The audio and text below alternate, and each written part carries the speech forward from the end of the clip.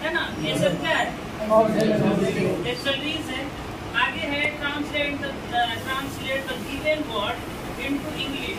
जहाँ पे जैसे पहला वाला चैप्टर हम लोग जब स्टोरीज का पढ़ते हैं, स्मॉल स्टोरीज का, तो उसमें रहता है शहद की मक्खी, उसका इंग्लिश क्या होगा, क्या हो जाएगा, गिलास का क्यों, छत्ता का एतमाद करना,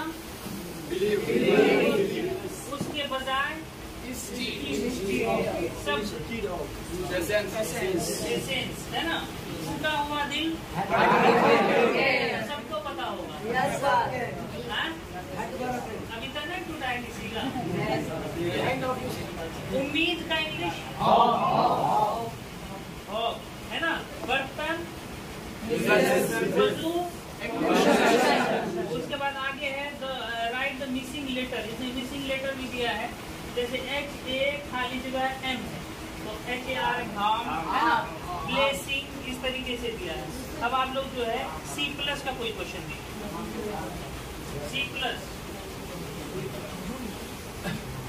C+ में देखिए क्या है, ये हो गया आपका कंक्लूड।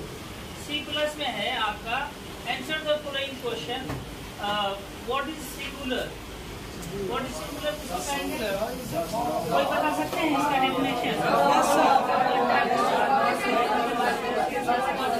एक मिनट में जी, खड़े हो जाओ। What is singular? The form of a word that refers to a single person or thing is called singular.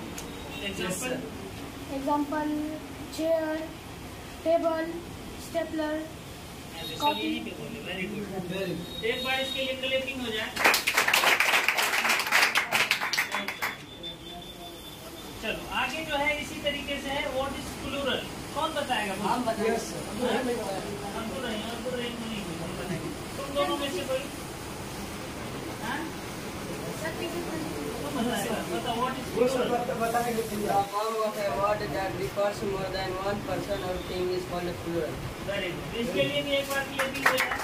छोटा बच्चा है, हौसला अफजाई होनी चाहिए, है ना। अब आगे इसी तरीके से है, rewrite the following sentence by using opposite gender. आप लोग पढ़े हैं अपोजिट जेंडर? जैसे इसमें दिया हुआ है कि माय अंकल हैज 2 sons, इसमें कौन सा जेंडर को चेंज करना होगा, कौन सा है? अंकल है सन, है ना। इसी तरीके से 5 सेंटेंस है, आगे है उसी तरीके से write the plural form of the given word. यहाँ पे कुछ वर्ड्स दिया हुआ है, उसको प्लूरल में कन्वर्ट करना है, चेंज करना है। आर्मी का क्या होगा? आर्मी। बुश,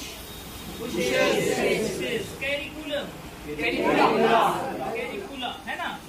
इसी तरीके से आगे है fill in the blank with appropriate word given in the bracket. Bracket में यहाँ पे 2 वर्ड दिया हुआ है और उससे क्या करना है, आपको फिल इन द ब्लैंक भरना है। जैसे इसमें है देयर वॉज ओनली 1 खाली जगह इन द क्लास, स्टूडेंट या स्टूडेंट्स? स्टूडेंट, क्योंकि यहाँ पे 1 है ना।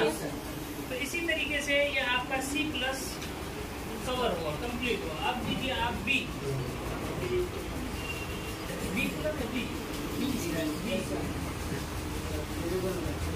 दूसरा। इसी तरीके से आपका B है, ग्रेड B में आंसर द फॉलोइंग क्वेश्चन है। आंसर द फॉलोइंग क्वेश्चन में कहा गया है कि how many parts of speech are there. हम लोग जो है इसको बहुत अच्छे से पढ़े हैं और हमें उम्मीद है कि हर बच्चे को पता होना चाहिए, है ना। तो how many parts of speech are there, कितने हैं? 1 पार्ट्स ऑफ स्पीच है ना। हम लोग जानते हैं क्या क्या है, नाउन,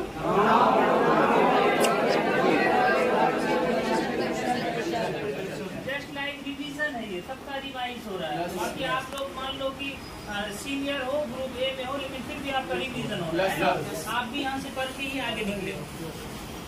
उसी तरीके से आगे है कि व्हाट इज प्रोनाउन, है ना। अब व्हाट इज प्रोनाउन, यानी प्रोनाउन क्या है? Pronoun is a word instead of noun. What मतलब इसमें कहा जाता है कि pronoun is a word which is use place of noun या इंस्टीड ऑफ नाउन, यानी नाउन के जगह पे जिस वर्ड का यूज किया जाता है उसको प्रोनाउन कहा जाता है ना। उसके बाद आगे है व्हाट इज एन एडजेक्टिव। कहते हैं adjective is a word which is qualifies a noun और अ प्रोनाउन, मतलब नाउन और प्रोनाउन की जो खुसूसियात को बयान करता है, जो उसकी जो है सिफत को बयान करता है, उसको क्या कहते हैं? एडजेक्टिव कहते हैं।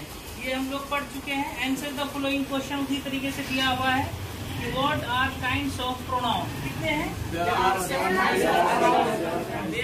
7 काइंड्स ऑफ प्रोनाउन, है ना? कौन कौन है बता सकते हैं?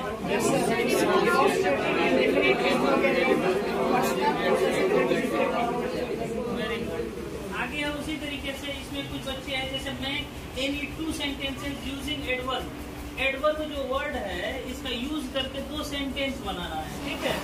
तो आप लोग जो है एडवर्ब पढ़े होंगे, उसका बहुत सारा वर्ड पढ़े होंगे, उसी को ऐड करके आपको सेंटेंस बनाना था। आगे यहाँ पे क्या है? Right any 2 sentences using preposition, और यहाँ पे 2 वर्ड दिया हुआ है, अनटिल और अमंग।